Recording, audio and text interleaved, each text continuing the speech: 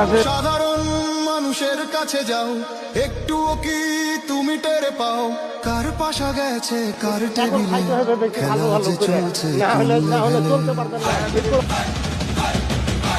ভালো লোকে হোকে বার পাল্লা, মানুষের বুকে দাড়ি পাল্লা, খুলে দাও হৃদয়ের জানলা, জিতবে এবার দাড়ি পাল্লা।